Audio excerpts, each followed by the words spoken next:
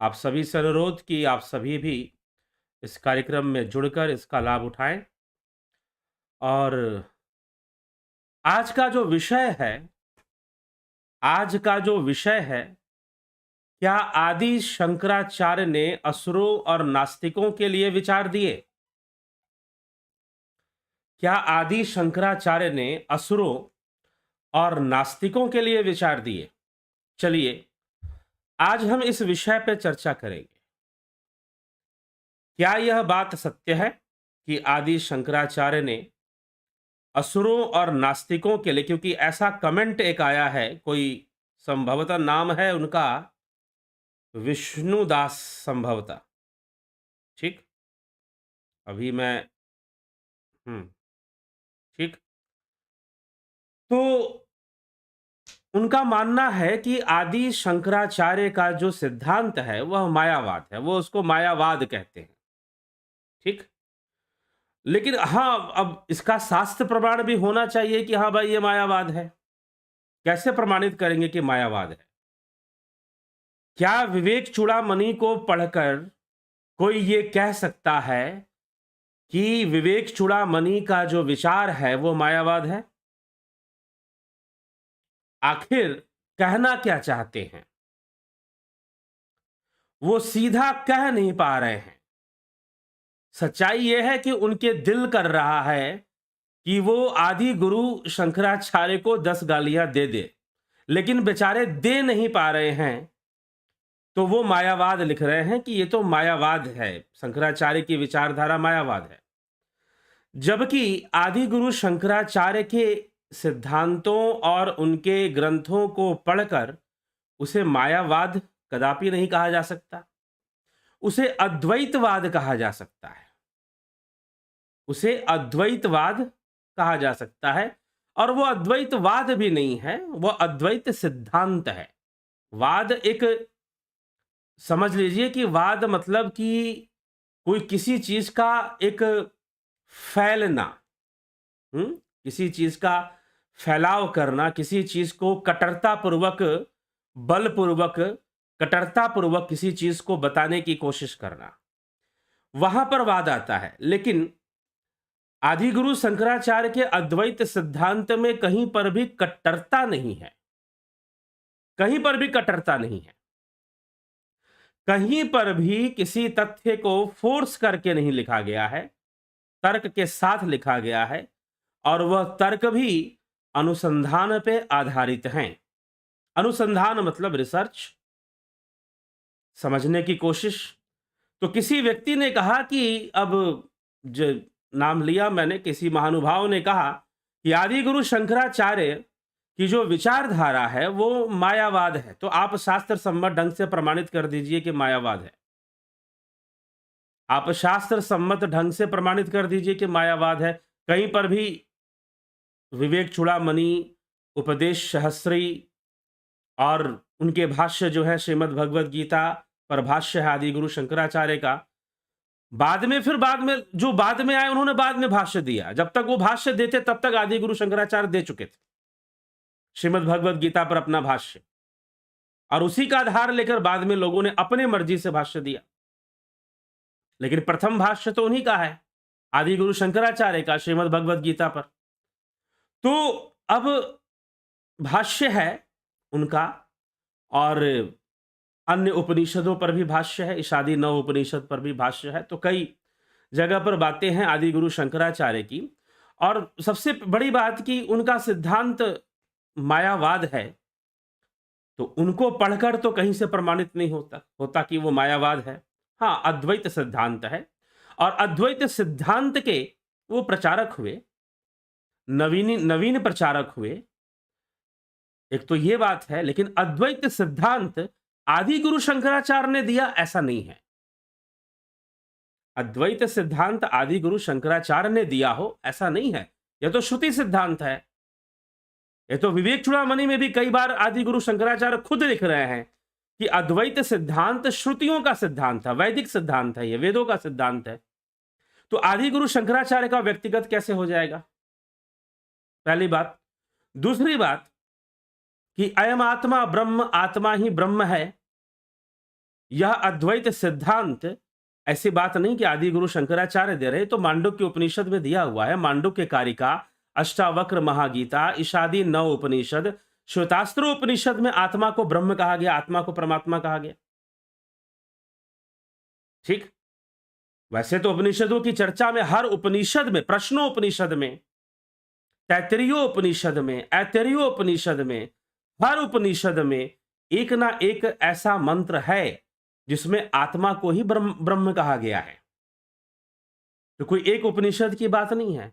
तो आदि गुरु शंकराचार्य जो विवेक चूड़ामणि में एक तर्कों के साथ एक श्रृंखला में एक तथ्य को वो रख रहे हैं, तो वह कोई जो है मायावाद नहीं रख रहे हैं, वह तो अद्वैत सिद्धांत को रख रहे हैं। तो अब उन्होंने फिर कहा कि नहीं, जो आदि, अब एक और दूसरा बात उनकी सुन लीजिए कि असुरों और नास्तिकों के लिए, असुरों और नास्तिकों के लिए उन्होंने यह सिद्धांत दिया था ताकि असुर जो हैं और जो नास्तिक लोग हैं वो हमेशा भटके रहें, हमेशा भटके रहें। इसीलिए उन्होंने वो अरे भाई, असुर कुल में तो भक्त प्रहलाद का भी जन्म हुआ था, भक्त प्रहलाद का भी जन्म असुर कुल में हुआ था, राजा बलि का भी जन्म असुर कुल में हुआ था। ठीक है, तो उनको क्यों नहीं भटकाया गया? और सबसे बड़ी बात कि जिस असुरों की आप बात कर रहे हैं, शंकराचार्य के समय कौन से असुर थे ये बता दीजिए। शंकराचार्य का काल आज से लगभग 1400 वर्ष पहले का है। ठीक, तो आदि गुरु शंकराचार्य के समय में कौन से असुर थे?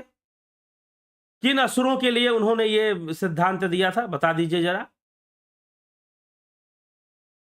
ठीक, तो ना तो कोई उस समय असुर थे। हाँ, उसके बाद असुर आने शुरू हुए, उसके बाद असुर आने शुरू हुए।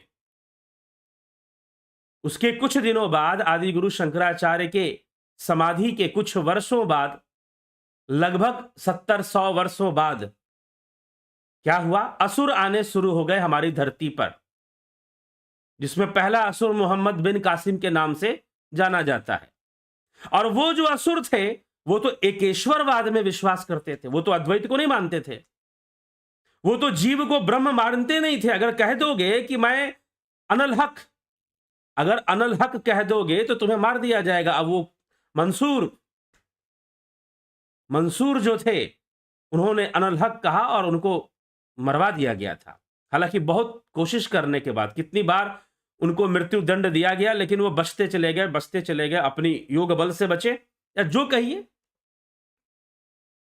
ठीक है, तो असुरों का आगमन तो शंकराचार्य के बाद शुरू हुआ, शंकराचार्य के बाद शुरू हुआ।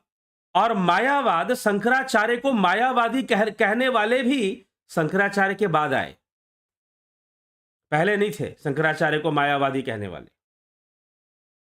शंकराचार्य के, आदि गुरु शंकराचार्य के बाद ही शंकराचार्य को मायावादी कहने वाले आए, और साथ में ये असुर भी आए।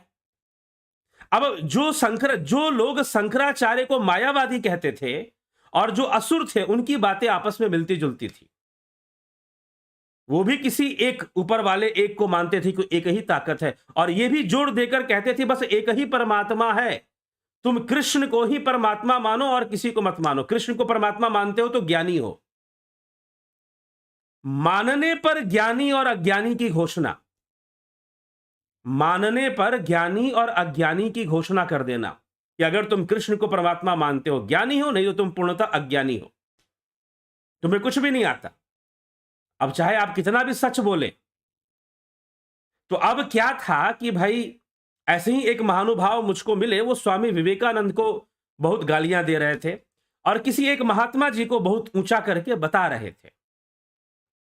मैं उनका नाम नहीं लूंगा, हो सकता है कि किसी समाजी या किसी संस्थानीवादी को बुरा लग जाए।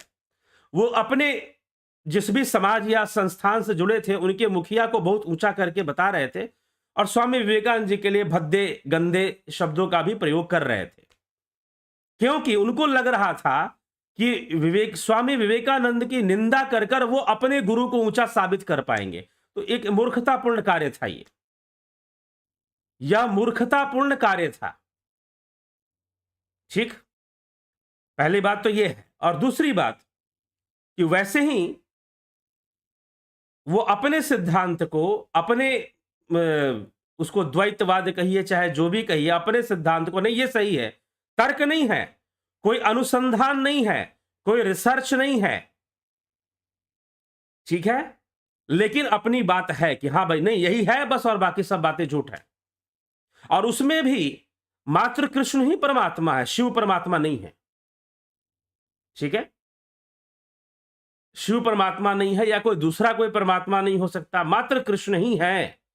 और वो भी कृष्ण के सगुण रूप को ही तुम परमात्मा मानो, वो एक है और वो कृष्ण है। तो अब वो जो बाहर से जो असुर आए थे, अब उन्होंने तो क्या हुआ, वो लूटने आए थे, लुटेरे थे। हमारे इतिहास की किताबों में भी उनको लुटेरा लिखा गया है। अगर मैं कह रहा हूं कि भाई गजनी आया लूटने आया और तैमूर आया लूटने आया, तो इतिहास की किताबों में बचपन में हमने पढ़े हैं कि उन्होंने वो यहां लूटने आए थे। या कासिम आया, मोहम्मद बिन कासिम, बख्तियार खिलजी ने पूरी नालंदा विश्वविद्यालय जला दी। ये मैं यहां पर बोल रहा हूं, ऐसी बात नहीं। आप नालंदा के खंडहर में जाएंगे तो वहां पर भी लिखा हुआ है कि बख्तियार खिलजी ने जला दिया था। ठीक है, तो वो लूटने आए थे, इसलिए मैंने उनको कहा वो असुर थे। तो शंकराचार्य के बाद असुर आए, उन्होंने तो शंकराचार्य के सिद्धांत को माना ही नहीं। उन्होंने तो शंकराचार्य के सिद्धांत को माना ही नहीं, असुरों ने। तो फिर कैसे कहते हैं कि शंकराचार्य का सिद्धांत असुरों और नास्तिकों के लिए? और नास्तिक कौन? जो वेदों में विश्वास ना रखे वो नास्तिक है, और जो वेदों को में विश्वास रखता है वैदिक सिद्धांत में वो आस्तिक है। आस्तिक और नास्तिक की यही परिभाषा है, यही शास्त्र सम्मत परिभाषा है। तो चलिए, शंकराचार्य का सिद्धांत मायावाद था, पतंजलि का सिद्धांत क्या था, योग सूत्र का सिद्धांत क्या था? तो महानुभाव अभी तक चुप हैं। योग सूत्र में भी स्वरूप को जानने की बात की गई है, कैवल्य की बात की गई है, ध्यान समाधि लगाने की बात कही गई है, अष्टांग योग की चर्चा है, स्वरूप में स्थित होने की बात कही गई है कि अपने स्वरूप में ही स्थित हो जाओ, आत्मा को जानो, उस चेतना को जानो। उस चेतना को जानने का सिद्धांत तो योग सूत्र में भी दिया जा रहा है। तो कुल मिलाकर सारी बातें, सारे शास्त्रों की बातें झूठी हैं, और हम जिस संस्था से हैं, हम जिस कल्ट से हैं, जिस संप्रदाय से हैं, बस वही की बातें सत्य हैं। तो और तुम मानो इस बात को, क्यों मानो? अब सच जो था, उसने, कहते हैं कि सच जब जूता पहन रहा था, सच और झूठ की कहानियां बहुत हैं। एक बार झूठ ने सच के कपड़े पहनकर घूम गया पूरी दुनिया। हुआ क्या कि सच चला गया तालाब में नहाने के लिए, थोड़ा साफ हो जाता हूं, जूते कपड़े सब उतारे, उसने नहाने चला गया। झूठ आया और उसने सच के कपड़े पहन गए, जूता नहीं पहना, छोड़ गया। अब सच जो है बाहर निकला, देखा कि नग्न होकर कोई कपड़े उपड़े तो उसके पास थे नहीं। अब वो जूता पहनने लगा। जितनी देर में वो जूता पहनता, झूठ जो था आधी दुनिया घूम गया। आधी दुनिया घूम गया मतलब आधी दुनिया को उसने अपना फॉलोअर बना लिया। अब सच झूठ के पास पहुंचा कि भाई ये तो मेरे कपड़े हैं, ये तो मेरे कपड़े हैं। तो झूठ बोलता है कि क्या हो गया, तेरे कपड़े होंगे, आवाज तो मेरी बुलंद है। झूठ ने कहा आवाज तो मेरी बुलंद है। तो जिसकी आवाज बुलंद है वो सत्य है, उस समय का सत्य वही है। ये बात अलग है, ये अलग बात है कि तीन चीजें कभी छुपती नहीं है, सच, झूठ और, क्षमा करे, सत्य, चांद और सूर्य। सूर्य, चंद्रमा और सत्य, ये तीन चीजें छुपते नहीं कभी भी, ये प्रकट हो ही जाते हैं। कितना भी अंधेरा हो, कितने भी बादल घनघोर हो, ये सामने आ ही जाते हैं। लेकिन जिस समय जिसकी आवाज बुलंद है, सत्य तो वही हो जाता है। जिस बात को, क्योंकि देखिए चलती है नारेबाजी, क्या चलती है? नारेबाजी चलती है। और नारेबाजी से सत्य का निर्धारण होता है। और लोग प्रोपेगेंडा किसे कहते हैं कि ये बात फैला दो।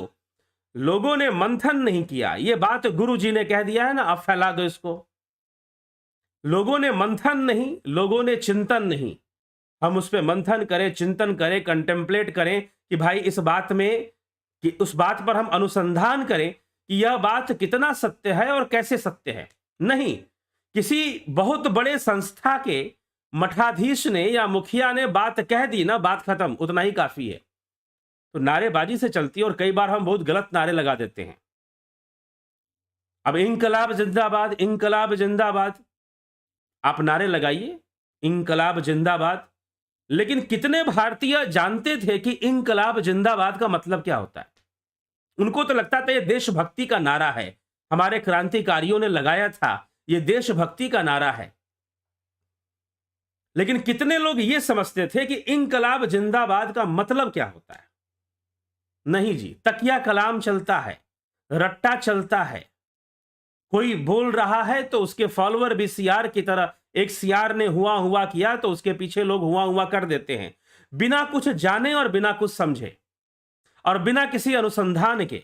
और यही विडंबना रही है, यही दुर्भाग्य रहा है। और इसी दुर्भाग्य के कारण एक बहुत बड़ा समाज गुलाम बनता रहता है, एक समुदाय गुलाम बनता रहता है। और इसी तरह से मानव जाति अलग अलग जगहों पर अलग अलग तरीके से गुलाम बनते रहे। कभी नारों के गुलाम, तो कभी रिलीजन के नाम पर गुलामी, कभी गॉड के नाम पे गुलामी, कभी उस एक ईश्वर के नाम पे गुलामी। इसलिए मैं कई बार कहता हूं कि एकेश्वरवाद ही सबसे बड़ा पाखंड है। आपको लगता होगा बुद्धिजीविता है, कोई बुद्धिजीविता नहीं इसमें। आप किसी एक शक्ति को ऊपर बैठा हुआ है अपनी कल्पना से मान लेते हो, तो वो एक पाखंड ही तो हुआ ना फिर। लेकिन यहां पर शंकर के सिद्धांत में, आदि गुरु शंकराचार्य के सिद्धांत में आत्म अनुसंधान है, आत्म अनुसंधान है। महर्षि पतंजलि के योग सिद्धांत में आत्म अनुसंधान है, योग अनुसंधान है। मन की गहराइयों को खुरेदा गया है, मानवीय चेतना के रहस्यों को प्रकट करने किया गया है। और ऐसे ही प्रकट नहीं किया गया है, उन अनुभूतियों को आप भी अपनी साधना करते हुए प्राप्त कर सकते हैं। आप भी उसकी गहराई में उतर सकते हैं।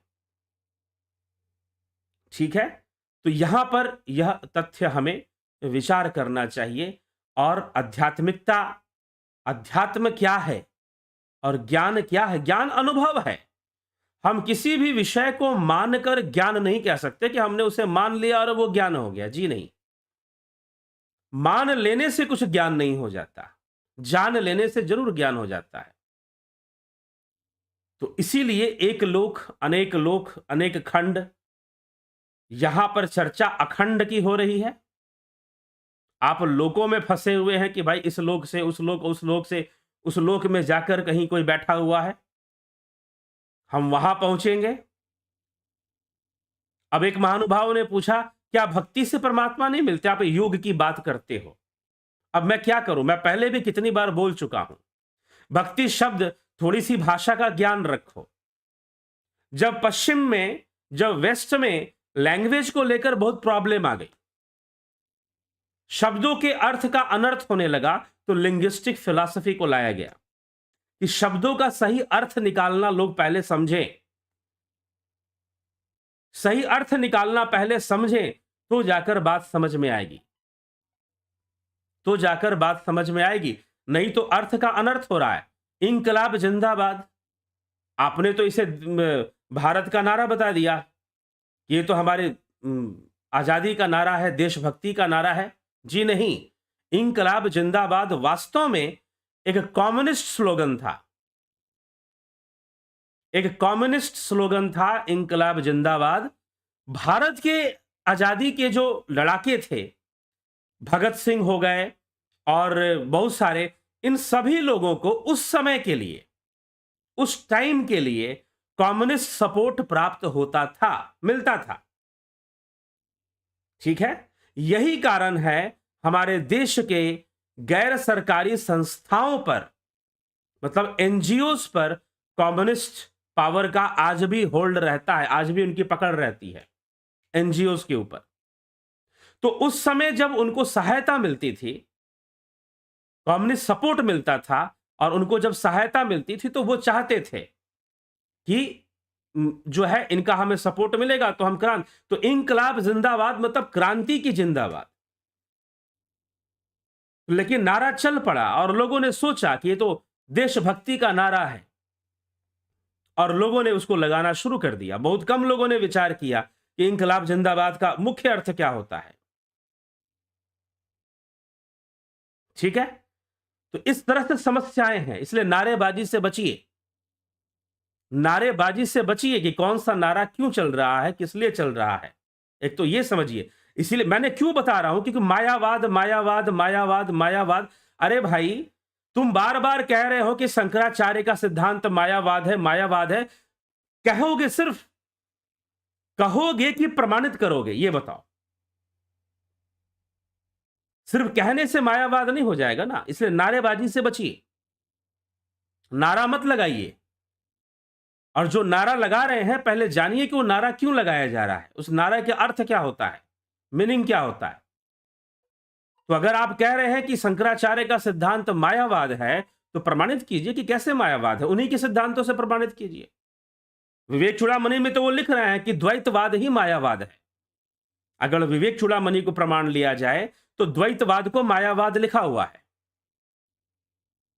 ठीक, तो इसीलिए यह मायावाद जानबूझकर इस बात का प्रचार किया गया कि शंकराचार्य के सिद्धांतों पर से लोगों का ध्यान हट जाए और लोग उसको मायावाद समझें। और लोग जिनको कुछ करना नहीं है, जिनको सब कुछ थाली में बैठे बैठे मिलना चाहिए, हर कुछ मोक्ष भी मिल जाए थाली में बैठे बैठे।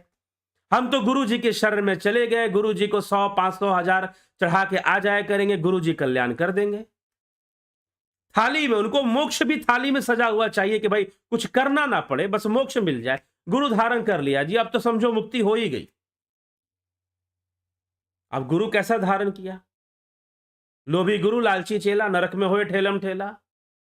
कुछ इस तरह का तो नहीं धारण कर लिया। हाँ, सच्चे गुरु भी होते हैं, सच्चे संत भी होते हैं, सच्चे राह दिखाने वाले भी होते हैं, लेकिन कहीं ऐसे में तो नहीं पड़ गए। तो इसीलिए जो फिर वही बात आ गई कि इंस्टीट्यूशनलिज्म आ जाता है। इंस्टीट्यूशनलिज्म जहां आ जाता है, जहां संस्थानवाद आ जाता है, वहां यही समस्या होती है कि हम कैसे भी संस्थानीय अहंकार को सेटिस्फाई करेंगे। हम कैसे भी संस्थानीय अहंकार को सेटिस्फाई करेंगे। अब हम चिल्लाएंगे, तुम सच बोलते हो, तो वही वाली बात होगी ना कि सच बेचारा जब तक जूते पहन रहा था तब तक झूठ आधी दुनिया घूम गया। मतलब आधी दुनिया को उसने अपना फॉलोअर बना लिया। अब बेचारा सच अकेला, अब झूठ तो लाखों की, हजारों, करोड़ों की संख्या में। अब वो करोड़ों की संख्या में जो भी बोलेंगे वो सत्य ही हो जाएगा, क्योंकि उनकी आवाज बुलंद है। सच ने कहा कि मैं सत्य हूं, तू झूठ है, तूने मेरे कपड़े पहने हैं। झूठ ने कहा क्या हो गया, आवाज तो मेरी बुलंद है। इसीलिए जब किसी झूठ को बहुत सारे लोग बोलने लग जाते हैं तो वो सत्य प्रतीत होने लग जाता है। किसी झूठ को बहुत सारे लोग जब बोलने लग जाते हैं तो वो सत्य की तरह प्रतीत होने लग जाता है, लगता है कि यही सत्य है, तभी तो इतने सारे लोग बोल रहे हैं। और हम उसी भीड़ तंत्र में, उसी भीड़ तंत्र का शिकार हो जाते हैं। हम उसी भीड़ तंत्र का फिर शिकार हो जाते हैं। तो ये यहां पर समस्या आ जाती है। फिर अब डूबेंगे लोग, हजारों लोग डूबेंगे उसमें। जो भी उस भीड़ तंत्र का शिकार बनेगा वो डूबेगा। इसीलिए जब लुटेरे आए, असुर आए हमारे देश के अंदर, तो क्या हुआ कि वास्तव में जिस सिद्धांत और जिस विचारधारा के साथ चलना था वो नहीं हुआ। लोगों ने सरेंडर करना शुरू कर दिया। ठीक है भाई, गुलामी स्वीकार कर ली, स्वीकार करना शुरू कर दिया। उस समय एक चाणक्य होते तो शायद कुछ और ही। इतना बड़ा शासक, इतने राज्यों को जीत कर आने वाला शासक, अलक्षेंद्र, सिकंदर जिसे कहते हैं, उसको यहां से पीठ दिखाकर निकलना पड़ा, जाना पड़ा मजबूर होकर, नहीं चल पाया। जो इतने सारे देशों को अपना गुलाम बना चुका था, वो यहां नहीं चल पाया। क्यों? क्योंकि कर्म के सिद्धांत में लोग विश्वास करते थे उस समय। लेकिन बाद में कालांतर में शंकराचार्य, आदि गुरु शंकराचार्य के बाद लगभग 70-100 वर्षों के बाद, या लगभग उतना ही या थोड़ा और ज्यादा हो सकता है समय, उसके बाद जब मोहम्मद बिन कासिम, चंगेज खां और कई जो लूटने के उद्देश्य से लोग यहां आक्रमणकर्ता जो आते थे, वो किसी एक को मानते थे, तो वो तो अद्वैत को मानते ही नहीं थे। वह तो अद्वैत सिद्धांत को वो मानते ही नहीं थे। तो अगर आप कहेंगे कि शंकराचार्य के भाई साहब कह रहे हैं कि शंकराचार्य ने असुरों और नास्तिकों के लिए लिखा, कौन से असुर थे उस समय? कौन से असुर थे? तो इसीलिए जब आप कहते हो कि वह एक ही परमात्मा है और एक ही वो चीज है, बाकी सब कोई कुछ भी नहीं है, कोई देवी देवता कुछ भी नहीं है, ना कोई कर्म कांड है, ना यज्ञ हवन है, सब बेकार है, और कहते हो कि बस वो एक ही परमात्मा है, भले तुमने उसे अपना नाम दे दिया, तुम उसे भगवान विष्णु कह लो या शिव कह लो, लेकिन तुम कह रहे हो कि एक ही है, बाकी कुछ भी नहीं है। तो कहीं ना कहीं उन असुरों से ही बात मिलती जुलती नजर आती है। फिर वो भी किसी एक ऊपर वाले को मानते हैं, वो भी किसी एक ऊपर वाले को मानते हैं फिर। ठीक है, और छोड़ दीजिए सारी बातों को, और श्रीमद् भगवद गीता का सिद्धांत श्री कृष्ण स्वयं क्या कहते हैं? अहम आत्मा गुडाकेश सर्वभूताश स्थिता। अर्जुन, मैं सभी भूतों में स्थित आत्मा मैं ही हूं। तब कहा गया सिद्धांत अद्वैत का और आत्मा ब्रह्म का? तब मायावाद कहां गया? कृष्ण तो कह रहे हैं, वो तो कह रहे हैं कि हृदय सर्वस्व विष्ठितम, मैं किसी धाम में नहीं रहता। क्या कृष्ण ने कहा कि मैं इस धाम से उस धाम में चले जाओ, फिर उस धाम में चले जाओ, फिर उस धाम में चले जाओ, और वो ऊपर जाकर एकदम लास्ट में राधा जी का धाम है, फिर गोलोक धाम है, कहीं वहां पर बैठे हुए? कृष्ण कह रहे हैं हृदय सर्वस्व विष्ठितम। गोस्वामी तुलसीदास जी लिखते हैं अस प्रभु हृदय अछत अविकारी। अस प्रभु हृदय अछत अविकारी, हृदय में वास करता है, हृदय गुहा में विराजमान है उसका सत्य। तो तुम हृदय में प्रवेश नहीं करोगे और लंबा चौड़ा लिस्ट खोल दोगे कि ये लोक वो लोक, वो लोक इसके ऊपर वो लोक, इसके ऊपर वो लोक, ये खंड वो खंड, फिर सच खंड, फिर वैसा खंड, पता नहीं कौन कौन से खंड। चर्चा तो अखंड की हो रही है। ठीक है, तो इस तरह से कई तरह की बातें आ जाती हैं। ठीक है, कोई किसी को मानना है, उसको लगता है कि नहीं मैं जो मान रहा हूं वही सही है, तो मानो भाई, किसने कहा है? मानिए, कोई रोक के रखा है क्या? ठीक है, लेकिन मायावाद और शंकर ने असुरों के लिए लिखा, तो उन कौन से असुर उस समय असुर थे, कौन जिनके लिए लिखा हो, ये बता दीजिए। ठीक, तो इसीलिए ये सब बातें हमें विचार करनी चाहिए। और मायावाद कहने से नहीं हो जाता है, उसको प्रमाणित भी करना पड़ेगा कि हाँ, ये सिद्धांत मायावाद का सिद्धांत है। अद्वैत सिद्धांत को आप मायावाद कह रहे हैं, और अद्वैत सिद्धांत आदि गुरु शंकराचार्य का सिद्धांत नहीं है। ठीक, वो उसके प्रचारक हैं, वो उसके जनक नहीं हैं। उन्होंने उसको बहुत बेहतर तरीके से, बहुत अच्छे से लोगों को और समझाने का प्रयास किया, बस इतनी सी बात है। उन्होंने वो अपना कोई सिद्धांत लाके रख दिया हो आदि गुरु शंकराचार्य ने, ये कभी उन्होंने नहीं किया। स्वामी विवेकानंद, उन्होंने ये कहा कि जो व्यक्ति ये कहता है कि मैंने वेदों से कुछ नया ही धर्म ढूंढ लिया है, कोई नया ही शक्ति को खोज लिया है, कुछ नया ही जान लिया है, तो समझ लेना कि धर्म के विषय में वो आपको बहका रहा है, वो झूठ बोल रहा है। क्योंकि उससे ऊपर जाकर कुछ ढूंढा नहीं जा सकता। उसके ऊपर तो मात्र आत्म अनुभूति है, वो ध्यान योग से प्राप्त होती है, तर्क से नहीं। तो इसीलिए ये कई बातें हैं इस संदर्भ में, तो हमें थोड़ा सा विचार करना चाहिए। जब हम आदि गुरु शंकराचार्य को मायावादी कहते हैं, या उनके सिद्धांत को मायावाद कहते हैं, या ये कहते हैं कि उन्होंने असुरों के लिए सिद्धांत लिखा था। असुरों के भ्रम, तो कितने असुर भ्रमित हो गए ये बता दीजिए। कितने असुर भ्रमित हो गए? कब? उस समय में असुर कौन था? कौन सा असुर था जब आदि गुरु शंकराचार्य हुए? ठीक है, तो असुरों के लिए नहीं लिखा था, उन्होंने अद्वैत सिद्धांत, श्रुति आधारित अद्वैत सिद्धांत दिया था, और वह अद्वैत सिद्धांत उपनिषदों से निकलता है। वेदांत इसीलिए कहते हैं क्योंकि उपनिषद ही वेदांत का आधार है। उत्तर मीमांसा और उपनिषद, उत्तर मीमांसा की भी विचारधारा उपनिषदिक विचारधारा है। तो उपनिषद से निकली हुई जो विचारधारा है, उस विचारधारा को आदि गुरु शंकराचार्य विस्तार करके समझा रहे हैं अपने साहित्य विवेक चूड़ामणि से। ठीक है, तो वह अद्वैत सिद्धांत है, ना कि मायावाद है। अगर मायावाद कहते हो तो उसे आपको प्रमाणित करना होगा कि वो मायावाद किस प्रकार से है। ठीक, वो तो माया को भी ब्रह्म बता रहे हैं, वो तो जगत को भी ब्रह्म बता रहे हैं, वो तो जीव को भी ब्रह्म बता रहे हैं। हाँ, एक अवस्था में वो सर्वव्यापी ब्रह्म का अनुभव नहीं, लेकिन पारमार्थिक सत्ता का अनुभव होने के बाद, अर्थात ब्रह्म ज्ञान होने पर, अर्थात तुरीय अवस्था प्राप्त होने पर, साक्षी अवस्था प्राप्त होने पर, ठीक, तब जो है जाकर क्या होता है, हमें फिर क्या प्राप्त होता है? अद्वैत की अनुभूति होती है। वहां कोई माया नहीं होती, वहां सिर्फ ब्रह्म ही ब्रह्म है, दूसरी कोई सत्ता ही नहीं मानी गई ब्रह्म के अलावा। तो मायावाद, मायावाद क्यों कह रहे हैं और क्या क्यों कहना चाहते हैं मायावाद? या फिर लोगों से रटवाना चाहते हैं कि सब लोग रट लें कि शंकर का सिद्धांत मायावाद है। वैसे ही जैसे कि इंकलाब जिंदाबाद को लोगों ने देशभक्ति का नारा समझ लिया। हाँ, क्रांति का नारा था। इंकलाब मतलब क्रांति, रिवॉल्यूशन।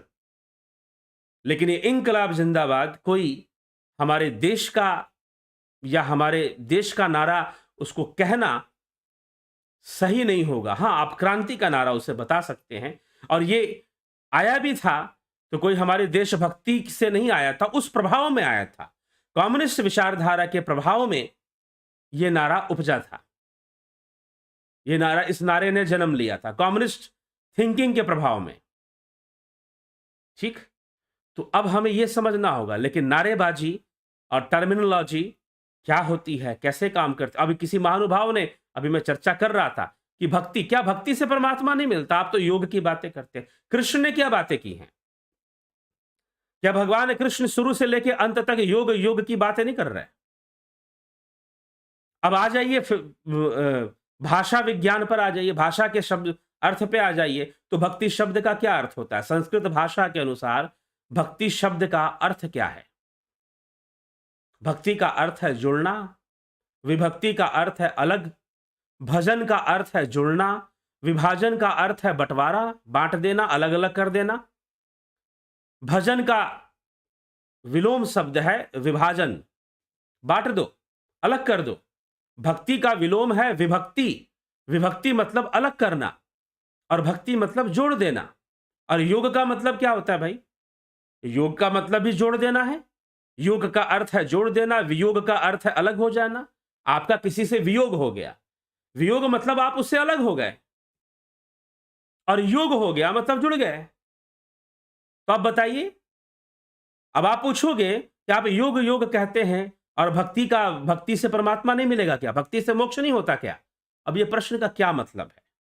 समस्या यहीं पर है। आप नारेबाजी में फंसे हुए हो, आप नारों में फंसे हुए हो, इसीलिए आप बार बार किसी ऊपर वाले को ढूंढते हो।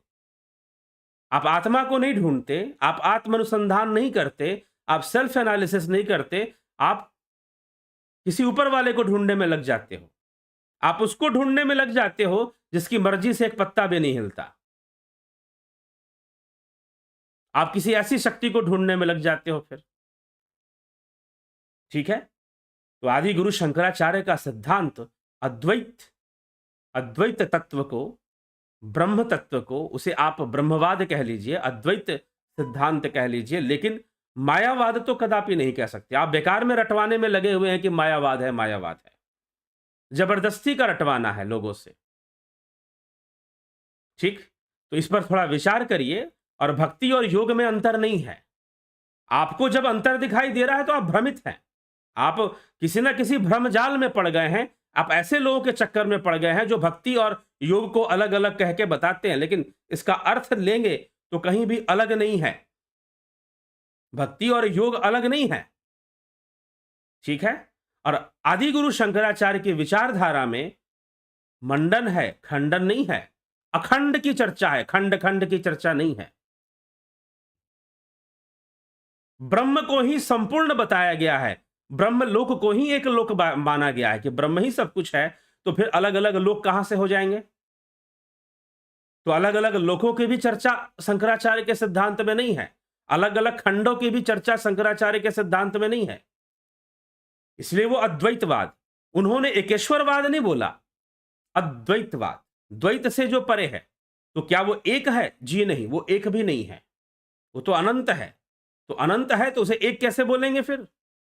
इसीलिए आदि गुरु शंकराचार्य का अद्वैत सिद्धांत एकेश्वरवाद नहीं है। एकेश्वरवाद इसीलिए नहीं है वो, ठीक। तो इस तरह से जब तक हम तथ्यों को नहीं समझेंगे और मात्र कहावतों में अगर उलझ जाएंगे तो समस्या आ जाएगी, और कहावतों से हमें बचना चाहिए। आदि गुरु शंकराचार्य ने जहां पर ब्रह्म की सत्ता मानी तो भाव रूप में देवी देवताओं की सत्ता भी मानी है। इसीलिए उन्होंने जगन माता, मां चंडिका का, भवानी का, जगत जननी का भी गुणगान किया। उन्होंने गोविंद का भी गुणगान किया। उन्होंने शिव का भी गुणगान किया, रुद्र का भी गुणगान किया। आदि गुरु शंकराचार्य ने लिखा है सब। क्यों? क्योंकि भावनात्मक सत्ता में, व्यवहारिक सत्ता में, जहां पर भावनाएं काम करती हैं, हाँ, ब्रह्म भावातीत है, ब्रह्म भावातीत है, कल्पातीत है, त्रिगुणातीत है। परंतु इस संसार में भावनाएं ही सीढ़ी बनते हैं। इसलिए उस सीढ़ी का प्रयोग करके आगे बढ़ना चाहिए योग मार्ग पर। पहली शुरुआत तो भावनाओं से ही होगी ना। तो वहीं से, इसलिए तो भगवान कृष्ण कह रहे हैं कि निर्गुण श्रेष्ठ है, इसमें संशय नहीं, परंतु सगुण सरल है। इसीलिए सगुण का साथ लेके चलना चाहिए। तो सगुण और निर्गुण की लड़ाई आदि गुरु शंकराचार्य के विचारधारा में कहीं भी नजर नहीं आती। कुछ लोग निराकार साकार में उलझे रहते हैं कि परमात्मा निराकार है कि साकार है। इस सभी उलझन से अद्वैत सिद्धांत आपको ऊपर उठा देता है। इन सभी उलझनों से अद्वैत सिद्धांत आपको ऊपर उठा देता है। तभी आदि गुरु शंकराचार्य भज गोविंदम कहते हैं कि गोविंद का भजन करो। क्या उनकी कोई मजबूरी आ गई थी इसलिए कह दिया था क्या? उस समय कौन सी मजबूरी? उस समय तो उनके पास कोई ऐसी चुनौतियां थी नहीं जो बाद में आई। जो मायावादी, आदि गुरु शंकराचार्य को जो मायावादी कहने वाले थे वो बहुत बाद में आए। वो तो उस समय आए जब लुटेरों का साम्राज्य चारों तरफ फैल रहा था। लुटेरों का, असुरों का साम्राज्य चारों तरफ फैल रहा था, तो उस समय वो लोग आए। और उन लुटेरे असुरों को वो रोक भी नहीं पाए, वो रोक भी नहीं पाए। तो इसलिए आत्मानुसंधान, आत्मा को जानने की बात श्री कृष्ण भी अर्जुन से कह रहे हैं। अगर श्री कृष्ण उसी रूप में चाहते थे कि अर्जुन उसी रूप में जाने, तो श्री कृष्ण ये क्यों कहते कि ना तो माम शक्य से द्रष्टु मन ने वस्व चक्षुषा, अर्जुन इन नेत्रों से तो देख नहीं पाएगा मुझे। तो इसीलिए दिव्यम ददामि ते चक्षु, मैं तुझे दिव्य चक्षु ही दूंगा। दिव्य चक्षु देने की वहां पर बात की है। अपने आप को आत्मा रूप में बताया है। अपने आप को ज्योति रूप में श्री कृष्ण कहते हैं कि ज्योतिषाम अपि तज्ज्योति तमसा परमुच्यते ज्ञानम ज्ञेयम ज्ञानगम्यम हृदय सर्वस्वविष्टितम। मैं सबके हृदय में वास करने वाला, ज्ञान के द्वारा जानने योग्य हूं। कैसे जाना जाऊंगा? ज्ञान के द्वारा जाना जाऊंगा, आध्यात्मिक ज्ञान के द्वारा, तत्व ज्ञान के द्वारा। अध्यात्म ज्ञान नित्यत्वम तत्व ज्ञानार्थ दर्शनम एतद् ज्ञानमिति प्रोक्तम अज्ञानम यतो अन्यथा।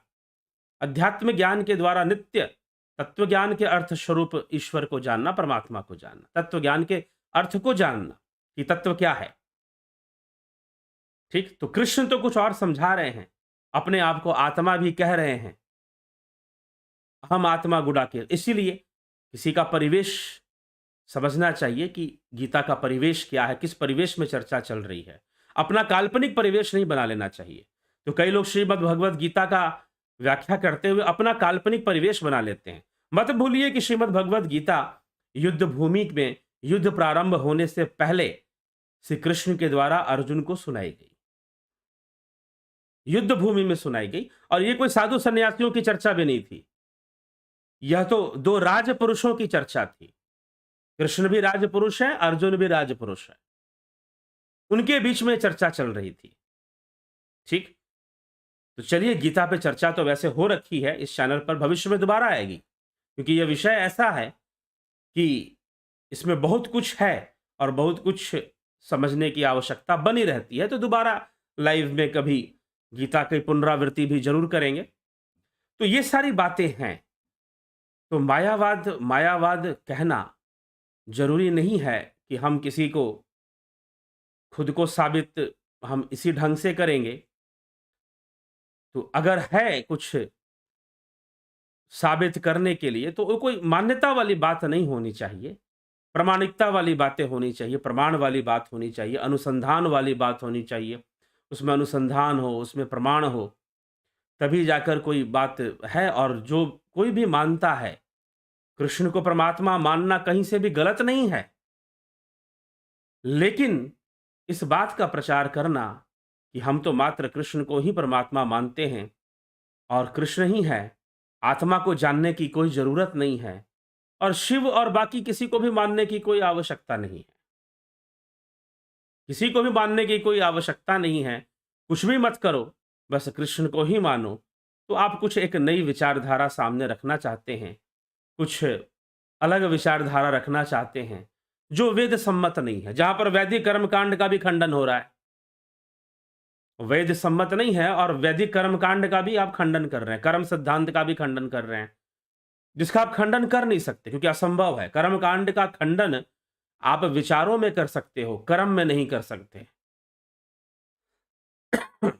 कर्मकांड का खंडन आप विचारों में कर सकते हैं, कर्म में नहीं कर सकते, क्योंकि कर्म तो आप करेंगे ही, और जब कर्म करेंगे तो पंचकर्म सिद्धांत आ जाएगा वहां पर। ठीक, तो इसलिए प्रामाणिक रूप से, व्यवहारिक रूप से बातें जब हमारे सामने आती हैं, प्रमाणित होती हैं, तभी जाकर कोई बात सटीक लगती है, सही लगती है। और एक अनुसंधान का विषय है, यह कोई सही और गलत होने का विषय नहीं है, खुद जानने का विषय है। हम खुद मान के चलें या जान के चलें, हमें मान के चलना चाहिए या जान के चलना चाहिए, ये दो बातें हैं। तो क्या सारी बातें मानकर ही चलेंगे? तो मान के ही चलेंगे तो सत्य तक कैसे पहुंचेंगे? तो जानना पड़ेगा, जानने की ओर आगे बढ़ना पड़ेगा, और जानकर ही, गोस्वामी तुलसीदास जी लिखते हैं कि जाने बिनु ना होए प्रतीति, बिनु प्रतीति होए नहीं प्रीति, प्रीति बिनु न भक्ति दृढ़ाई, जिमि खगपति जल की चिकनाई। उत्तरकांड के अंदर खगपति मतलब काकभूषणी जी को कहा जा रहा है। ठीक, काकभूषणी जी यहाँ पर खगपति के रूप में हैं। तो वो वाचन, वो एक कथावाचक हैं, रामचरितमानस के कई वाचक हैं, उनमें काकभूषणी भी एक वाचक है। वो गरुड़ राज को कुछ समझा रहे हैं, बता रहे हैं, कुछ प्रसंग सुना रहे हैं। तो कह रहे हैं कि जाने बिनु ना होए प्रतीति, जब तक जानोगे नहीं तब तक विश्वास दृढ़ नहीं होगा। जानने से होगा, मानने से नहीं होगा। और जब तक विश्वास दृढ़ नहीं होगा तब तक मान्यता बनी रहेगी और जानने की स्थिति में नहीं आओगे। जाने बिनु ना होए प्रतीति, बिनु प्रतीति होए नहीं प्रीति। विश्वास नहीं तो प्रेम कैसा? प्रेम नहीं तो भक्ति दृढ़ कैसे होगी? भक्ति दृढ़ होना और योग दृढ़ होना एक ही बात है, अर्थ के अनुसार एक ही विषय है। जब तुम जान गए, तुम योग मार्ग पर उतर गए और तुमने आत्मा की राह पकड़ ली और उसमें तुमने साक्षात्कार हो गया, तो तुम्हारा विश्वास दृढ़ हो जाएगा और तुम चलते जाओगे। फिर तुम उस गहराई में और डूबने का प्रयास करोगे और जानने की कोशिश करोगे। ठीक है, तो ये हमें समझने की आवश्यकता है। और ये रट्टा लगा लेने से कि ये मायावाद है, ये मायावाद है, रटवाइए मत, लोगों को रटवाना बंद कीजिए कि मायावाद है। पहले अपने मायावाद को प्रमाणित कर दीजिए कि भाई इस तरह से ये मायावाद है, ठीक है? नहीं तो फिर व्यर्थ की बात है बार बार मायावाद कहना। एक महानुभाव बार बार कमेंट किए जा रहे थे कि मायावाद है, मायावाद है, मायावाद। तो मैंने सोचा कि इस विषय पर थोड़ी चर्चा हो जाए तो बेहतर है, क्योंकि ऐसा कहने वाले वो अकेले नहीं हैं, कई लोग हैं। हाँ ठीक है, यहां पर वही कमेंट कर रहे थे, लेकिन ऐसे कहने वाले दूसरी तरफ से कई लोग हैं। तो इसीलिए इस विषय को लेना पड़ा। अगर वही सिर्फ होते तो शायद उनके विषय पर ध्यान नहीं देते, भाई कुछ भी बोल रहे हैं। लेकिन ऐसे भारी संख्या में लोग हैं जिनको ये रटवा दिया गया है कि आदि गुरु शंकराचार्य का अद्वैत सिद्ध का सिद्धांत मायावाद है। अद्वैत नहीं उसको बोलेंगे, वो मायावाद बोलेंगे। तो प्रमाणित कीजिए कि आप किस तरह से मायावाद उसको सिद्ध करते हैं, या मानते हैं, या कहते हैं, या सिर्फ लोगों का ध्यान भटकाने के लिए। लोगों का ध्यान भटकाने के लिए एक नारेबाजी है, ताकि ये नारा रटवा दो और फिर वो उसी नारे में सोचेंगे, वही मानेंगे, कोई अनुसंधान करेंगे नहीं। अरे ये तो मायावाद है, छोड़ो हटाओ, क्या ध्यान देना, मायावाद को क्या पढ़ना। कुछ ऐसी बातें आ जाएंगी फिर। तो क्या न्याय सूत्र भी मायावाद है? क्या वैशेषिक जो तत्व सिद्धांत है वह भी मायावाद है? क्या योग सूत्र भी मायावाद है? तो सब कुछ तो फिर पूरे वेद ही मायावाद हो जाएंगे ना। फिर संपूर्ण वैदिक सिद्धांत ही मायावाद हो जाएगा फिर। तो इसीलिए विचार करके हमें चलना चाहिए। बस यही चर्चा थोड़ा सा लेना चाहिए। हमें खुद जागरूक होना चाहिए अपने धर्म के प्रति, अपने शास्त्रों के प्रति, अपनी संस्कृति के प्रति। हमें थोड़ा जागरूक हो जाए और उसका ज्ञान वर्धन करें, अपना ज्ञान वर्धन करें, आने वाली पीढ़ी का ज्ञान वर्धन करें। तो निश्चय ही समाज सुदृढ़ होगा और भारतीय समाज सुदृढ़ होगा। उसका आत्मबल पहले से अधिक विकसित हो जाएगा। जब जान जाएगा, बहुत बड़ा अंतर है, दार्शनिक डिफरेंस है। यहां पर हर तरह की लड़ाई है, हर तरह का युद्ध है, हर तरह का संघर्ष है। तो एक दार्शनिक संघर्ष भी है, विचारधारा का संघर्ष भी है। तो भारतीय सनातन धर्म की विचारधारा और उसमें ईश्वर की मान्यता या परमात्मा की मान्यता या परमात्मा की धारणा किस बात पे आधारित है और वो किस तरह से बताई गई है, वो उस धारणा से काफी अलग है। इसीलिए मैं कहता हूं आत्मा इज नॉट सोल। आत्मा सोल नहीं है, क्योंकि जब भी आप सोल की बात करोगे तो सोल का कॉन्सेप्ट आएगा बिब्लिकल। बिब्लिकल मतलब बाइबल से आएगा, ठीक है, बाइबल की विचारधारा से आएगा। और जब भी आत्मा की बात करोगे तो उसका विचारधारा उपनिषदों से आएगा फिर। तो जब दोनों को पढ़ोगे तो soul is a different thing, आत्मा इज ए डिफरेंट थिंग, अलग अलग हो जाएगा। लेकिन ज्यादातर अब ये चल चुका है, हमारे किताबों में लिखा जा चुका है, हमें रटवाया जा चुका है, आत्मा इज सोल। ठीक है, हमें रटवाया जा चुका है। तो जब हमें रटवाया जा चुका है तो हम रट के बैठे हुए हैं, बिल्कुल इंकलाब जिंदाबाद की तरह हम रटे हुए हैं। ठीक, तो ये सारी बातें हमें विचार करनी चाहिए और कोई भी बात ऐसे ही नहीं रट लेनी चाहिए, ऐसे ही नहीं कह देनी चाहिए। थोड़ा सा हम उसकी जानकारी को बढ़ाएं, एक व्यवस्थित ज्ञान हमें अपने वैदिक दर्शन का हो, तो निश्चय ही यह समस्या का समाधान हो जाएगा। करते करते मैं एक हूं, मैं जानता हूं कि मैं ही बोल रहा हूं इस विषय पर या इस तरह से। तो वही वाली बात है कि सच ने कहा झूठ से कि भाई तूने मेरे कपड़े पहने हैं, तू झूठा है, मैं सच्चा हूं। झूठ ने कहा आवाज तो मेरी बुलंद है, तो भैया निश्चय ही तुम्हारी आवाज बुलंद है, ठीक है। लेकिन फिर भी मैं बोल रहा हूं, सच ने कहा फिर भी बोल रहा हूं, शायद कोई मेरी बात माने, शायद कोई समझे मेरी बात। माना कि आधी दुनिया झूठ की फॉलोअर बन चुकी एक समय पर, वो आने वाले समय में वो पछताएंगे भी कि हमने क्यों विश्वास कर लिया, झूठे आदमी पे हमने क्यों विश्वास किया, वो पछताएंगे भी। और लोग पछताते भी हैं, और कई बार इतिहास को देखकर लोग पछताते हैं, ठीक है। लेकिन समय बदल चुका होता है, समय बदल चुका होता है, सत्य तो सामने आता ही है।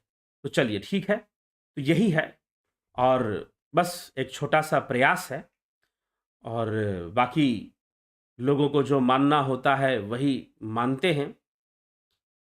तो हमें विचार करके इस पर थोड़ा सा चिंतन हो सके तो करें, नहीं तो जिस तरह से चल रहे हैं अपना चलते रहें, क्या फ़र्क पड़ता है? दुनिया आगे बढ़ ही रही है, ठीक है ना? क्या फ़र्क पड़ता है? किसी सत्य को जानकर झूठ के साथ भी तो लोग जी ही रहे हैं, झूठ के साथ भी लोग ज़िंदगी जी ही लेते हैं, क्या फ़र्क पड़ता है? और जब जी लेते हैं तो झूठ ही सत्य है फिर। जब हज़ार लोग किसी बात को कहेंगे तो सत्य ही हो जाएगा वो। जब करोड़ों लोग किसी बात को कहेंगे तो वो सत्य ही हो जाएगा फिर, ठीक? तो ये सब बातें हमें अब सोचने पर है, कोई सोचे, कोई ना सोचे। अब ये सब कोई कुछ इस तरह की बातें हैं कि अ, व्यक्ति कितना अपने आप में स्पष्ट है और अपनी स्पष्टवादिता के साथ चल रहा, हर पूर्णतः स्पष्टवादिता के साथ चल पाना भी कोई बहुत सरल नहीं होता है, क्योंकि ज़्यादा स्पष्ट होने में व्यक्ति स्वयं का ही नुकसान करना शुरू कर देता है, ऐसा भी देखा गया है। क्यों स्वयं का नुकसान करना शुरू कर देता है? क्योंकि हर व्यक्ति तो उतना स्पष्ट नहीं है। हर व्यक्ति कहीं न कहीं अंधकार में ही चीज़ों को स्वीकार किए जा रहा है। और एक नहीं, भारी संख्या में लोग स्वीकार कर लेते हैं, और जब भारी संख्या में स्वीकार कर लेते हैं, तो बात सही हो जाती है। वो बात गलत नहीं, फिर सही हो जाती है। ऐसी स्थिति पर आ जाती है बातें।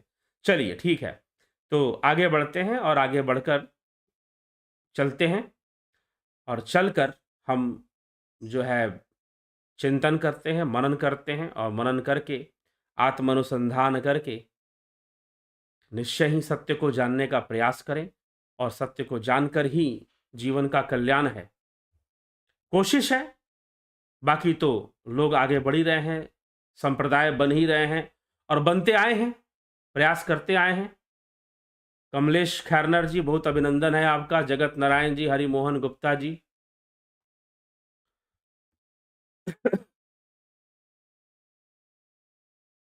तो शंकराचार्य जी पूर्व जन्म में ब्रह्मज्ञानी रहे होंगे, तभी 30 साल की उम्र में इतने सारे भाषांतर किए। एक अनुमान है आपका, अच्छी बात है। अर्जन चौहान जी, बबीता धीमान जी, राजू पाल जी, जयंती पटेल जी, जयंती भाई पटेल, बहुत अभिनंदन। गौरव जी, विक्रम सिंह जी, विंदेश्वर मिश्रा जी, परम आदरणीय सविता नायक जी, अभिनंदन है। माँ राजेश्वरी जी, विक्रम सिंह, कन्हई कुमार जी, बलवंत सिंह गोहिल, अवनी प्रधान, हरिंद्र सिंह जी, विनोद कुमार सूद, संयुक्ता पटेल, रूपलाल विश्वकर्मा, सूरम पत्याल जी, उषा श्रीवास्तवा जी, सविता नायक।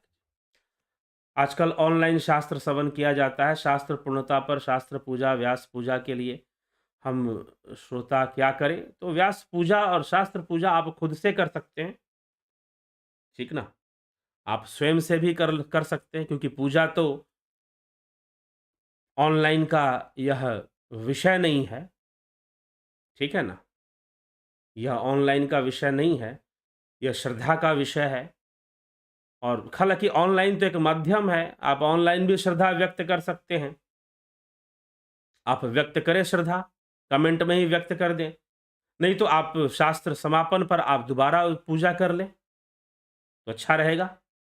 अपने घर में जहाँ पर भी आप हैं, आप करना चाहते हैं पूजा प्रणाम उन महान विभूति को, जो उस शास्त्र के रचयिता हैं, और वो जो स्वयं वो शास्त्र है उसकी आप पूजा कर लीजिए, वो आप कर सकते हैं।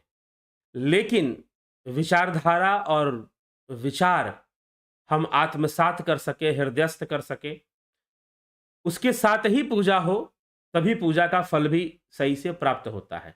जब वैसी भावना नहीं बनती, वैसी श्रद्धा नहीं बनती, तो फिर वो पूजा भी औपचारिकता रह जाती है। तो इसीलिए पूरा सुनने के बाद अगर आप सम्मान व्यक्त करना चाहते हैं, अगर आप दान करना चाहते हैं उस कार्य के प्रति पूजा के रूप में, तो आप कर सकते हैं, ठीक है? या इसके लिए आपको अभिनंदन है, बहुत अच्छी बात है जो यहाँ पर माताजी ने लिखा है कि भाई शास्त्र पूर्ण होने पर हमें पूजा किस प्रकार से करें। अब ऑनलाइन ऐसी कोई व्यवस्था पूजा की नहीं है, लेकिन आगे कुछ शास्त्र होगा तो मंत्रों के द्वारा निश्चय ही जो समापन होता है वो कर दिया जाएगा।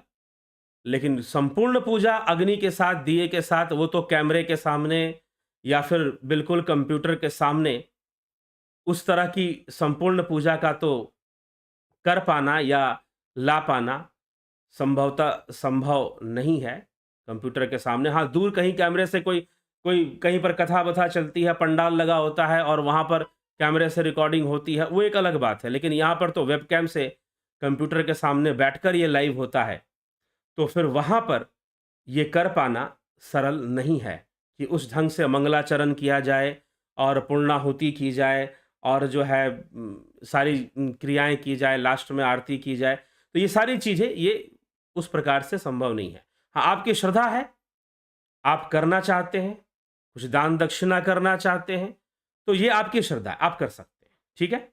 ये आपकी अपनी मर्ज़ी है, ज़रूर करिए। बस हम इतना कर सकते हैं कि हाँ, कुछ समापन के मंत्र बोल सकते हैं, ज़्यादा से ज़्यादा, और क्या कर पाएँगे, ठीक है? तो करनी चाहिए पूजा, पूर्णाहुति यज्ञ हवन के द्वारा होता है, तो करनी चाहिए, अच्छी बात है। रमेश पेशवानी जी, बहुत अभिनंदन है। गोविंद प्रसाद नेमाजी, विनीता अग्रवाल जी, पंकज सोनी जी, उत्पल मन्ना जी, विमला शाह जी, पिंटू वासवा जी, चंद्रेश्वर पांडे जी, भूपेंद्र सिंह जी, सृजनी मेहंता जी, सतीश कुमार जी, विष्णुचंद्र मौर्य, वैभव सिंह जी।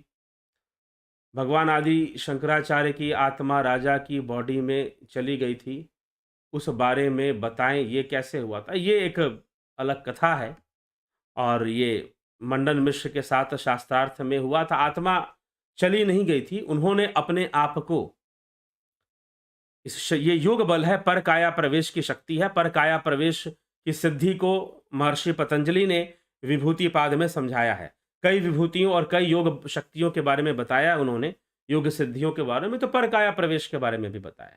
ठीक है, तो वो एकाग्रता की शक्ति है, कॉन्सेंट्रेशन का एक शक्ति है कि जहां पर पूर्ण एकाग्रता के साथ अपनी आप को अपने शरीर से अलग करके दूसरे के शरीर में स्थापित करना, अपनी संपूर्ण भावनाओं को दूसरे के शरीर में स्थापित करना, तो यह एक पर काया प्रवेश की सिद्धि है, योग सिद्धि है ये।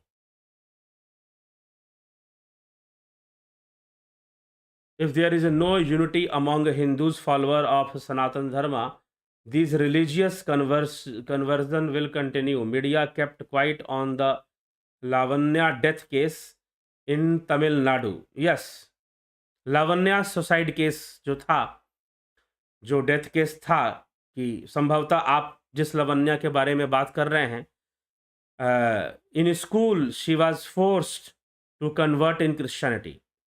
उसे कन्वर्ट करने की कोशिश की गई थी कि तुम ईसाई बन जाओ, लेकिन क्रिश्चियन स्कूल में पढ़ने पर भी वो ईसाई नहीं बनना चाहती थी और स्ट्रेस में आकर एक लड़की ने आत्महत्या कर ली। आत्महत्या कर ली, यह भी एक चर्चा का विषय है, हमें विचार करना चाहिए। हम अवश्य इस पर भी चर्चा करें तो अच्छी बात है, ऐसे विषयों पर भी, कि ये विचार करने योग्य बात है कि उसे ऐसा फोर्स किया गया कि तुम ईसाई बन जाओ, और उसने स्ट्रेस में आकर बहुत ज़्यादा परेशान होकर उस लड़की ने आत्महत्या कर ली, लावण्या ने आत्महत्या कर ली, सुसाइड कर लिया, उसकी मृत्यु हो गई। तो ये जो चीज है ये क्या है, ऐसा क्यों हुआ और इस तरह की स्थिति क्यों बनी, इस तरह की परिस्थिति क्यों बनी? तो इस तरह की परिस्थिति नहीं बननी चाहिए। अगर हम जागरूक हो जाएं हम सभी, और जो हिंदू समाज है संप्रदायवाद और गुरुवाद से बाहर निकले, गुरुडम से बाहर निकले, तभी पॉसिबल है। ठीक है, और संप्रदायवाद से बाहर निकले, संस्थानवाद से बाहर निकले। हर संस्था, हर गुरुजी, आप चले जाइए संस्थाओं में, जो संस्थाओं के मुखिया गुरु हैं, वो कहीं ना कहीं हर शिष्य को, अपने शिष्यों को यह समझाने में लगे रहते हैं कि सारी दुनिया को हमारी संस्था में एक दिन आना है। पता नहीं वो एक दिन कब आएगा, ये शिष्यों को भी नहीं पता, एक दिन आएगा जरूर। उनको बस इतना विश्वास है कि एक दिन आएगा जरूर, कि सारी दुनिया हमारी छतरी के नीचे आएगी। तो सारी दुनिया को अपनी छतरी के नीचे लाने की जो महत्वाकांक्षा है, ये बड़ी भयानक है, बड़ी खतरनाक है ये। और इसमें फिर क्या होता है कि बुरे कार्यों को भी अच्छाई से प्रस्तुत किया जाता है, अच्छाई से प्रस्तुत किया जाता है, जैसे कि हत्या जैसे और जैसे कि आप खुद देखते हैं कि कैसे एकेश्वरवादियों ने एकेश्वरवादियों ने इस दुनिया को, इस मानवता को इतना नुकसान पहुंचाया है। जितनी भी हिंसाएं हुई हैं, वो किसी ना किसी एक गॉड या किसी को मानने वाले लोग थे, और वो चाहते थे कि हमारी बात को लोग माने, ना माने तो हम उनको मार देंगे। और इस चक्कर में ना जाने कितने ब्लडशेड हुए, कितने संहार हो गए, कितने लोगों की हत्याएं कर दी गई अपनी बात मनवाने के चक्कर में कि हमारे गॉड को मानो। तो इस यहां पर आ जाता है संस्थानवाद कि हमसे जुड़ते हो तो तुम सच्चे धार्मिक हो, नहीं तो नहीं हो। अभी जैसे मैंने एक महानुभाव का नाम लेकर आपको बताया कि वो लिख रहे हैं कि जो सीधा लिख रहे हैं कि जो सिर्फ कृष्ण को परमात्मा माने वही ज्ञानी है, बाकी सब अज्ञानी है, दुनिया में हर कोई अज्ञानी है। वो दावा कर रहे हैं इस बात का।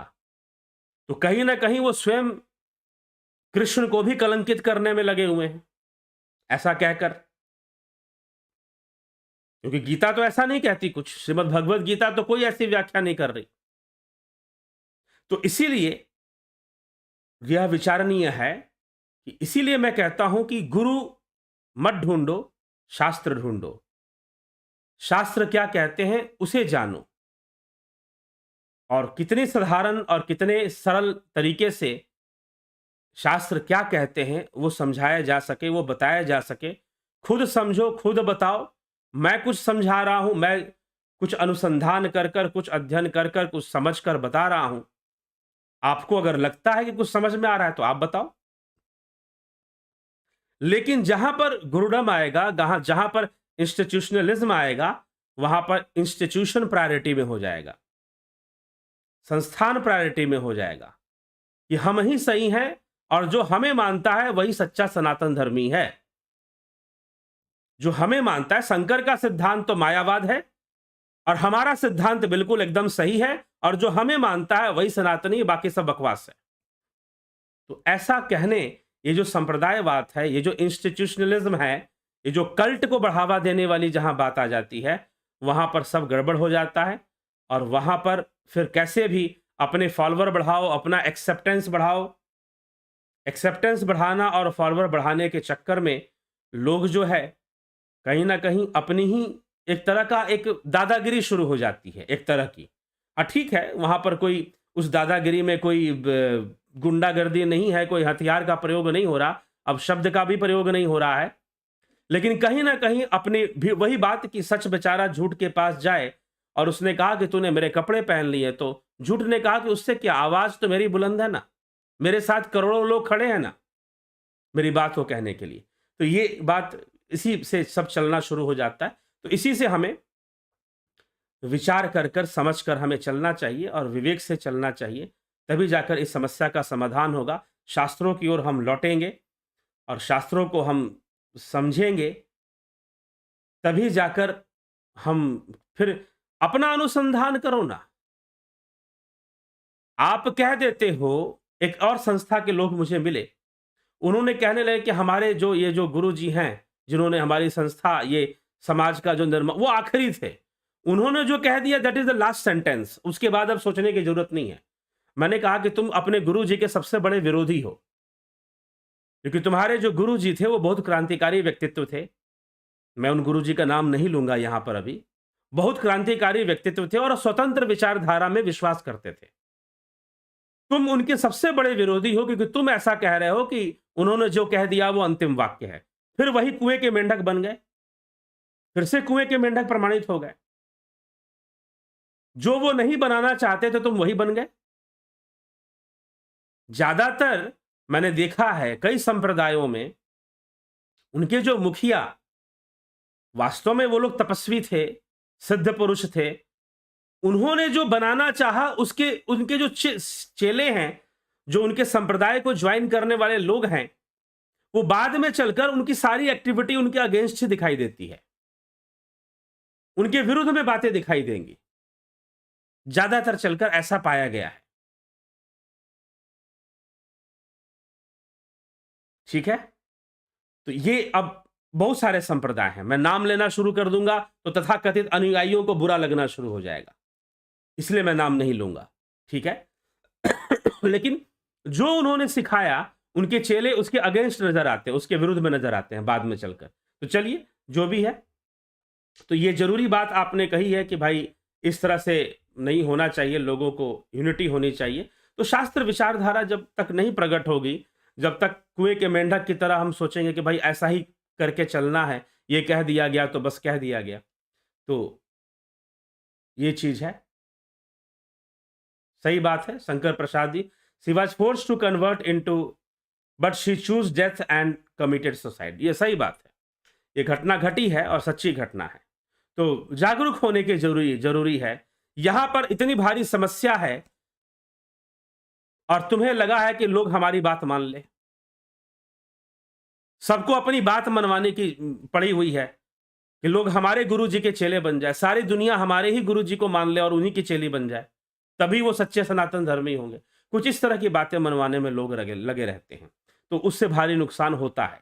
सही बात है शिवम भट्ट जी। और रही बात कृष्ण की, राम की, शिव की, तो राम और शिव में तो कोई भेद ही नहीं है, कृष्ण और शिव में कोई भेद ही नहीं है, एक ही सत्ता है, एक ही शक्ति है। गोस्वामी तुलसीदास ने तो साफ साफ लिखा है कि उसमें भेद करना भी नहीं चाहिए, भेद करना ही पाप हो जाएगा, कृष्ण और राम और शिव में अगर भेद कर दिया तो। ठीक, भगवान राम कहते हैं कि शिव द्रोही मम भक्त कहावा, सुनर सपने हूं मोही नहीं पावा। रामचरितमानस में शिव द्रोही मम भगत कहावा, जो शिव द्रोही है, अपने आप को मेरा भक्त राम भक्त समझता है या विष्णु भक्त समझता है और शिव से द्रोह करता है, तो कभी भी विष्णु की प्राप्ति नहीं कर पाएगा। और जो शिव भक्त होकर विष्णु से द्रोह करेगा, वो कभी शिव को प्राप्त नहीं कर पाएगा। इस तरह की बातें कही गई हैं, ठीक है। तो हर और हरि में तो कोई भेद ही नहीं है। हर और हरि में जब कोई भेद नहीं है, तो व्यर्थ का ये प्रपंच क्यों फैलाने में लगे हुए हो? लोगों को जुड़ के रहने दो ना, मिल के रहने दो, ठीक है, लेकिन नहीं, हमारी बात मानो, ठीक है। अपनी बात मनवाने की जो होड़ है और अपने संप्रदाय की जनसंख्या बढ़ाने की जो होड़ है, उसमें लोग बहुत कुछ ऐसा बोल जाते हैं, कह जाते हैं, जो विभिन्नता पैदा करती है, टकराव पैदा कर देती है। तो वो ना होकर, और हर और हरि में कोई भेद नहीं है, यही समझना चाहिए। अगर कोई किसी को दुख पहुंचाता है, हानि करता है या कोई भी अनैतिक कार्य करता है, क्या इसको प्रारब्ध के फलों का परिणाम समझकर शांत रहना चाहिए? जी नहीं। कर्म सिद्धांत ऐसा नहीं कहता। कर्म सिद्धांत कहता है कि जो आपका कर्तव्य बनता है वो करना चाहिए। अगर ऐसा होता तो कृष्ण अर्जुन से कहते कि भाई तुझे लड़ने की जरूरत ही क्या, प्रारब्ध मान ले, ठीक है। ऐसा नहीं, प्रारब्ध है अपनी जगह, लेकिन प्रारब्ध आगामी कर्म भी तो निश्चित कर देता है। तो आपके सामने जो कर्तव्य है और आपके द्वारा जो हो सकता है वो आप करिए, ठीक है। कोई अनैतिक कार्य या अन्याय करता, कल भी इस बात को चर्चा हुई, कल भी इस पर चर्चा हुई थी कि कुछ गुरुजी लोग अपने शिष्यों को समझाते हैं कि बेटा किसी दरिद्र को, भिखारी को दान मत देना, किसी असहाय, क्योंकि अगर तुम उसे दान दे दोगे तो उसके कर्म में बाधा बन जाओगे। जी नहीं, आपके सामने जो कर्तव्य है, आपके सामने जो ड्यूटी है, जो कर्म है, वो आपको करना ही चाहिए। यही कर्म सिद्धांत का उपदेश है। यही कर्मकांड का सिद्धांत हो या श्रीमद् भगवद गीता का कर्म सिद्धांत हो, उसमें यही उपदेश है। आपको वो कर्म करने के लिए मिला है, वो परिस्थितियां पैदा हुई है कि आप कर्म करो। अगर आपके साथ अन्याय कुछ होता है, उस अन्याय के विरुद्ध आप लड़ सकते हैं, सामर्थ्य है आपके अंदर, और अपना विवेक, अपनी बुद्धि का प्रयोग करें और आपके सामने जो कर्तव्य है उस कर्तव्य की पालना कीजिए, ठीक है। यही है और वही आपका आगामी कर्म है। वही तो, अगर आप कुछ नहीं करेंगे तो वो भी एक कर्म होगा, कर्म तो बनेगा। आप करोगे तो भी कर्म बनेगा, नहीं करोगे तो भी कर्म बनेगा। कर्म बंधन तो बनेगा ही बनेगा दोनों अवस्था में। अगर अन्याय को सहोगे तो भी अन्याय को सहने का कर्म बन रहा है, अन्याय का के विरुद्ध लड़ोगे तो वो लड़ने का कर्म बन रहा है। कर्म तो बनेगा दोनों अवस्था में। तो इसीलिए संकल्पवान बनकर तन में मन शिव संकल्प मस्तु, अपने मन में शिव संकल्पों को, मंगलकारी संकल्पों को धारण कीजिए और कर्म कीजिए, ठीक। सुरेश माने जी, बहुत बहुत अभिनंदन है आपका। एसपी सैनी जी, ज्योति दत्ता जी, गंभीर शाह जी, गणेश पवार, अवड़ी जी, कल्पना बागड़े जी, जय माता जी, जय गुरु जी चरणों में कोटि कोटि, भारत माता की जय। गणतंत्र दिवस पर सभी को बहुत बहुत शुभकामनाएं। गणतंत्र दिवस पर आप सभी को भी शुभकामनाएं। उज्जवल छेत्री जी, राकेश मराठे जी, अजीत अपराजित जी, रचना आरके जी, श्रीमद् भगवद गीता पर विवेचन करने वाले हैं तो बहुत बहुत धन्यवाद। जी हाँ, जरूर होगा। गणतंत्र दिवस की शुभकामनाएं। कन्हई कुमार जी, राकेश देवरतन बलदावा जी, कन्हई कुमार जी, राकेश मराठे जी। मनुष्य को अपने कर्मों का फल भोगना ही पड़ता है। फिर ग्रहों का मानव जीवन को कैसे प्रभावित करता है? ग्रह संकेतक हैं। ग्रह संकेत करते हैं कि हमारे प्रारब्ध में ये है और इस तरह की चीजें हमारे जीवन में सामने आज आ सकती हैं। ग्रह संकेतक हैं। कुछ घटनाओं के लिए ग्रह बिल्कुल निश्चित कर देते हैं कि ऐसा आएगा, ठीक है। बाकी वो संकेतक है। तो ग्रह एक संकेत, ग्रह हमारा भाग्य नहीं बनाते। हमारा भाग्य तो कर्म से बनता है। ग्रह एक दिशा देते हैं कि किस दिशा में कार्य करने की आवश्यकता है। ग्रह एक डायरेक्शन देते हैं। ग्रह एक गाइडेंस आपको देता है। अगर आप ग्रहों की दशा या उनकी स्थिति ज्योतिष के माध्यम से, ग्रह आपका भाग्य नहीं बनाते, यह ध्यान रखिएगा। ग्रह संकेत कर देते हैं, एक डायरेक्शन दे देते हैं, बस इतनी सी बात है। तो ग्रह एक बहाना बनते हैं, एक माध्यम बनते हैं। भोगते तो हम कर्मों का फल हैं, भोगते तो हम कर्मों का फल हैं। इसलिए शनि की 7.5 आ गई तो डरने की क्या जरूरत। अब किसी राशि में आएगी ना, वो राशि कितने लोगों की होगी? क्या सब दरिद्र हो गए? नहीं होता, आप जाके देख लो। अगर किसी राशि में शनि की 7.5 आ गई तो सारे दरिद्र हो जाएंगे क्या? लेकिन ऐसा होता तो नहीं है, ठीक है। तो इसीलिए विचार करने, ग्रह एक संकेत करते हैं। ज्योतिष का ज्ञान एक संकेत करता है जीवन के विषय में, कुछ बातें समझाने के लिए संकेत कर देता है, पूर्व संकेत कर देता है। अगर हम जानते हैं तो शायद हम बहुत सारे सुधार ला सकते हैं, अपने कर्मों में सुधार ला सकते हैं। हो सकता है कि बुरे ग्रहों के प्रभाव में हम कुछ गलत कर्म कर रहे हों और वो बहुत बुरा परिणाम देने वाले हों। लेकिन यदि हम जानते हैं कि अगर उसमें सुधार किया जाए तो ग्रहों के परिणाम भी बदलेंगे, तो इसीलिए ग्रह दान पुण्य करवाते हैं। शनि देव दान पुण्य करवाते हैं कि भाई कुछ पुण्य कर्म कमाओ तो शनि की कृपा होगी, ठीक है। तो इस तरह की बातें आती हैं। चलिए, कन्हई कुमार जी, ज्योत से ज्योत जलाते चलो, बिल्कुल जलाते चलना चाहिए।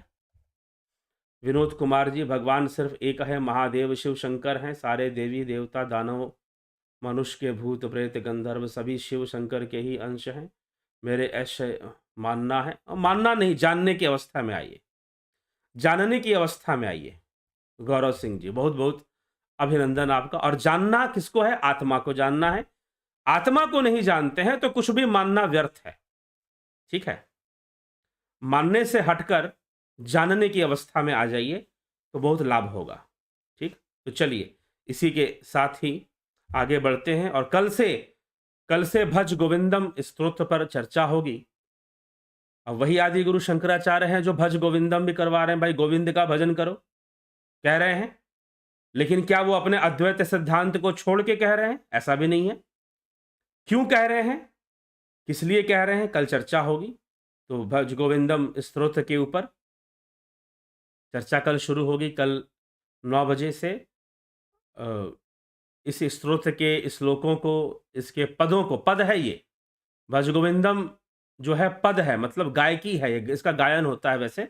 लेकिन हम इसकी व्याख्या करेंगे, इसके अर्थों पर मनन करेंगे, इसके परिवेश पर मनन करेंगे कि किस परिस्थिति में ये बातें कही गई हैं और किस भाव से कही गई हैं, क्या उपदेश दिया गया है।